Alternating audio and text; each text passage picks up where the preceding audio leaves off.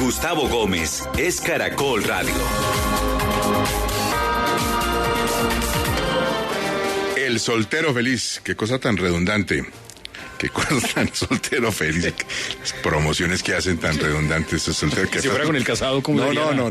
Vamos con el casado, pero Herrera para un tema que tiene que ver con la cosa jurídica. Oiga, doctor Herrera, a propósito de la decisión de la Corte en lo que tiene que ver con Álvaro Uribe, pues uno se pone a pensar si sobre este tema existía de parte de la Corte Constitucional algún tipo de pronunciamiento anterior, previo, o si este es el primero que contempla la discusión de los efectos sobre un proceso de renuncia al fuero de un congresista que además estaba siendo investigado por la Corte Suprema y que su caso pase a la justicia ordinaria. El caso de Uribe, ¿había algo previo, algún antecedente?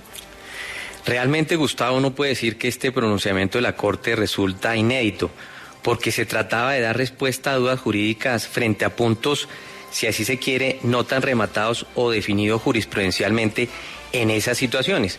Por ejemplo, como no está previsto en las normas qué pasaba con las actuaciones antes adelantadas por la Corte Suprema antes de la renuncia del fuero, y cuando ese caso pasa a la justicia ordinaria, la duda central es si esas actuaciones adelantadas anteriormente tenían o no vigencia, y qué pasaba frente al empleo de dos normativas distintas, la que sigue la Corte Suprema de Justicia, la Ley 600, frente a la que después debe seguir en este tipo de casos la justicia ordinaria, la Ley 906. Es decir, múltiples debates jurídicos, y sin duda la respuesta a ese respecto sería señalar que esta decisión de la Corte es precursora e inédita.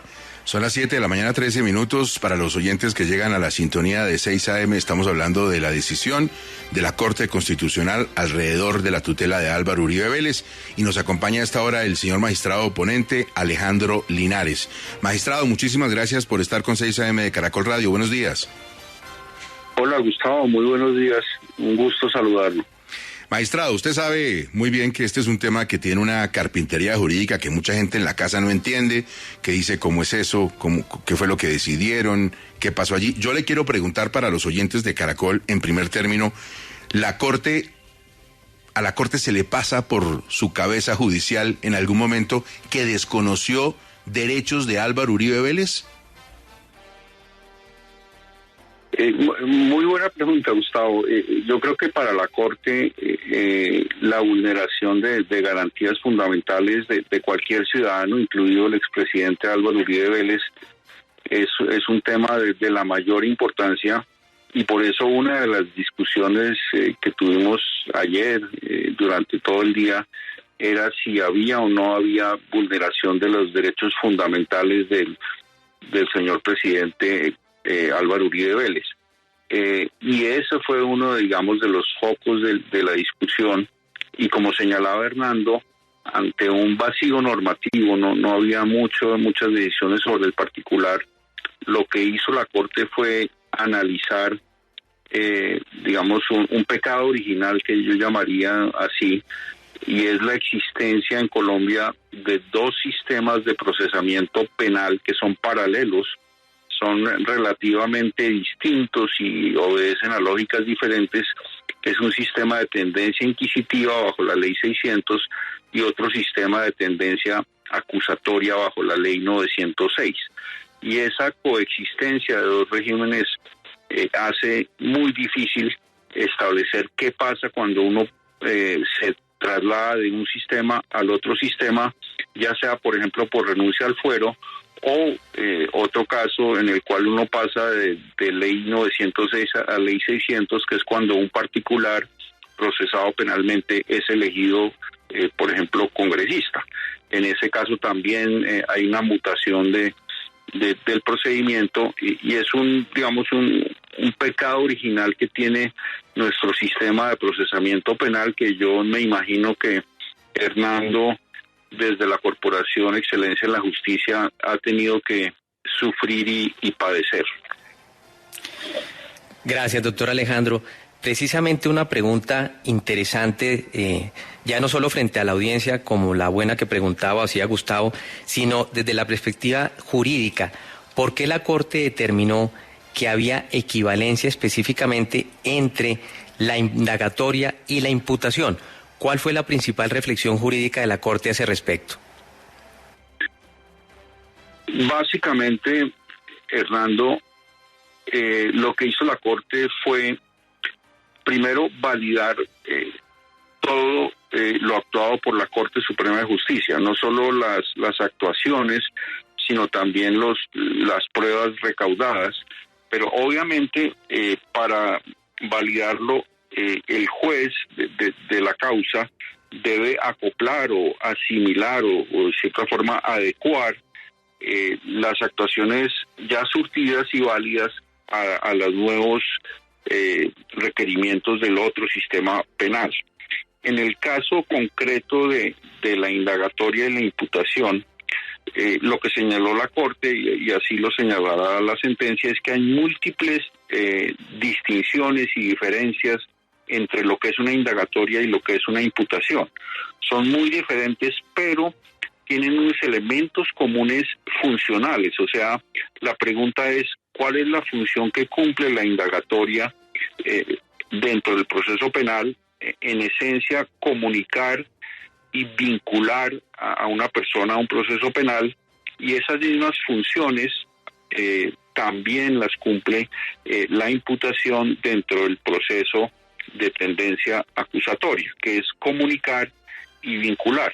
En el fondo, ambas instituciones cumplen la misma función procesal, y en ese sentido, eso fue lo que hizo la decisión de la Corte. La Corte consideró que la juez que había hecho esa equivalencia funcional entre indagatoria e imputación no había actuado de manera irrazonable ni arbitraria, sino que había aplicado una norma, digamos, o un principio general de validez de lo actuado y de equivalencia funcional entre ambas instituciones, y en ese sentido lo que consideró la Corte es que la juez no había actuado de manera irrazonable ni había vulnerado ningún derecho fundamental. Son las 7:19, estamos hablando con el magistrado Alejandro Linares, el ponente en la decisión de la Corte Constitucional sobre Álvaro Uribe. Espinosa, lo escucha el magistrado. Magistrado, en la decisión de la Corte hubo 4 de sus compañeros de sala que no estuvieron de acuerdo con la decisión que finalmente adoptó la mayoría. ¿Usted nos puede resumir cuál era el argumento de la disidencia para no estar de acuerdo? Sí, yo creo que esos argumentos van a quedar expuestos hoy en el comunicado de prensa, pero en esencia, por ejemplo, el doctor Rojas hizo una exposición muy brillante sobre la plenitud de formas de cada juicio. Los magistrados la magistrada Meneses y el magistrado Ibáñez también hicieron una exposición muy profunda y muy brillante sobre las diferencias entre indagatoria e imputación y entre los sistemas de tendencia inquisitiva y los sistemas de tendencia acusatoria. Se hizo, digamos, una reflexión muy profunda sobre el paralelismo de sistemas penales, y ellos consideraban que se debía conceder la tutela al señor expresidente Álvaro Uribe Vélez. Por otra parte, el magistrado Lizarazo compartió parcialmente la decisión, pero se apartó de unos aspectos muy puntuales del resolutivo. Yo lo que debo decir es que este no era un caso fácil, este es lo que se llama un caso difícil. Como señalaba Hernando, había una especie de vacío normativo. Lo que hizo el juez constitucional fue adecuarlo a las circunstancias de este caso particular, y obviamente para mí yo debo resaltar que luego de la discusión se acordó en la sala plena darle una oportunidad procesal a las partes, pero en particular al señor expresidente Álvaro Uribe Vélez, para que pueda solicitar una audiencia nominada si considera que hubo una indefensión de sus garantías fundamentales.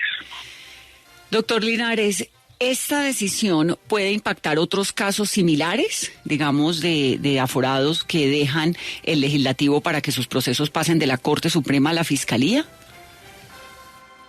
Yo creería que por ser una decisión de la Corte Constitucional tomada en sala plena tiene un impacto en el sentido, digamos, el impacto más importante de esta decisión para mí es que cuando uno transita de un sistema penal al otro, conservan validez y eficacia todas las actuaciones anteriores que se hayan llevado a cabo en el sistema anterior.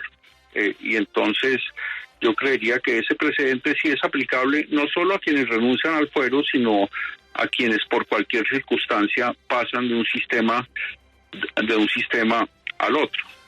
Yo creería que a futuro, y esto es un llamado al legislador para que regule qué pasa cuando uno transita de un sistema procesal de tendencia inquisitiva a un sistema de tendencia acusatoria. Ya que usted habla del tránsito de sistemas, déjeme, a propósito de la pregunta de Vanessa, hacer yo un tránsito entre lo jurídico y lo no jurídico para a veces entrar en lo humano. Es que mucha gente sostiene, magistrado, que el gran perjudicado de todo esto fue Richard Aguilar, que esta semana la Corte Suprema le mandó un mensaje muy claro a la Corte Constitucional al negarle la nulidad al doctor Richard Aguilar, que había renunciado al Senado. Ustedes en las discusiones que tuvieron en las últimas horas, ¿hablaron del caso de Richard Aguilar? Sí, el caso de Richard Aguilar es distinto porque ahí no se trataba de una tutela, sino lo que se ha solicitado era una nulidad, pero la verdad, digamos, no se tomó esa decisión como precedente. Lo que hizo la Corte fue, hacer una equivalencia funcional entre indagatoria e imputación, pero no tuvimos en cuenta ese caso de Richard Aguilar por múltiples razones, una de las cuales era que esa fue una decisión que estaba resolviendo una nulidad y no una tutela. A esta hora nos acompaña también nuestro compañero del Servicio Informativo, Andrés González, hombre muy metido en toda la actividad judicial. Ahí lo escucha el magistrado Linares. Andrés. Gustavo, muchas gracias. Magistrado, muy buenos días. Desde la semana pasada se ha hablado de que supuestamente expresidentes y otros poderosos del país llamaron a presionar a los magistrados de la Corte Constitucional. ¿Qué tan cierto es que hayan recibido ese tipo de presiones para resolver el caso de la tutela del expresidente Álvaro Uribe Vélez? Gracias, Andrés. Pues afortunadamente en mi caso, yo estaba recluido en mis habitaciones trabajando en este caso, entonces no tuve presiones de ningún expresidente. Los conozco a todos, los quiero mucho a todos ellos. De vez en cuando hablo con ellos, pero no creo que en mi caso personal haya habido presiones. Ahora, lo que sí ocurre es que un caso de esta trascendencia genera un impacto mediático muy grande y obviamente las filtraciones también afectan de cierta manera el voto independiente de cada uno de los magistrados. Uno debe reconocer que siendo magistrado de la Corte Constitucional y dada la magnitud de las decisiones que uno toma, pues siempre está sujeto a presiones y a que le hablen a uno en eventos sociales de ciertos temas, pero yo diría que en mi caso personal no me sentí presionado, pero sí, el efecto de las filtraciones y el efecto de las redes sociales afecta de cierta manera la independencia y las garantías de imparcialidad de cada uno de los magistrados de la Corte, y por eso ayer decidimos sesionar en privado sin celulares ni computadores. Yo creo que fue una decisión adecuada del presidente de la Corte y eso ayuda mucho a concentrarse realmente en los temas de fondo y no en las presiones externas. Pues por supuesto, doctor Linares, como usted lo manifiesta, pues son seres humanos, tienen que sentir, tienen que verse expuestos a una serie de presiones, ya que, como usted bien lo recuerda, es un caso fundamental que concita muchos odios, muchos amores, muchas pasiones en Colombia alrededor de Álvaro Uribe Vélez, y la decisión fue, como han dicho muchos colegas, apretada, 5-4. ¿Cómo quedaron ustedes entre ustedes? El tono de las relaciones entre ustedes fue un debate con momentos duros, alguien se salió de tono. No pido nombres, solo quiero saber si la cosa transcurrió bien y cómo queda el estado de las relaciones de los magistrados. No, transcurrió de una manera a gran altura, o sea, fue un debate muy profundo, de mucha altura, de argumentos jurídicos muy serios de lado y lado. búsqueda de consensos, de mirar distintas aristas de los argumentos. Yo quedé muy contento con esa decisión porque primero pues salimos de la reunión como salimos de cualquier otra reunión. Después de 18 meses no habíamos sesionado presencialmente y nos vimos y nos saludamos, que no lo habíamos hecho de manera presencial, y yo creo que el ambiente fue el mejor ambiente posible de unas discusiones de una corte en la cual pues las decisiones hay que tomarlas colegiadamente, no son las decisiones de un ponente, sino son una construcción colectiva donde incluso las tendencias distintas a la de la ponencia pues aportan muchos elementos de juicio muy valiosos para fortalecer los argumentos de la mayoría. Entonces, en resumen, fue una reunión agradable, una reunión muy profunda, una reunión donde nadie se salió de tono, y yo pues debo felicitar a mis compañeros por sus argumentos y por su buena actitud frente al debate. Magistrado Linares, pues muchísimas gracias, muy amable por explicarle a la audiencia de Caracol, por dar luces sobre una decisión que tiene una complejidad jurídica por ese choque de aguas entre los dos sistemas. ¿Ya listos para el siguiente hiperchicharrón como los de la Corte Constitucional son todos? Sí, yo creo que el próximo mini chicharrón que tenemos va a ser una discusión muy interesante sobre si la Corte despenaliza o no el delito del aborto. Va a ser una decisión también muy interesante. Ya nos toca tomarla la semana entrante. Pero entonces Hernando ha estado comentándole aquí, ese no es un mini chicharrón, ese tiene como unos 17 vagones, magistrado. Así es. No, es que los temas de la Corte son bastante complejos y eso hace que tengamos unas excelentes relaciones personales todos los colegas. Magistrado, de nuevo, muchas gracias, muy amable, buen día para usted y para los magistrados de la Corte Constitucional. Gracias, Gustavo.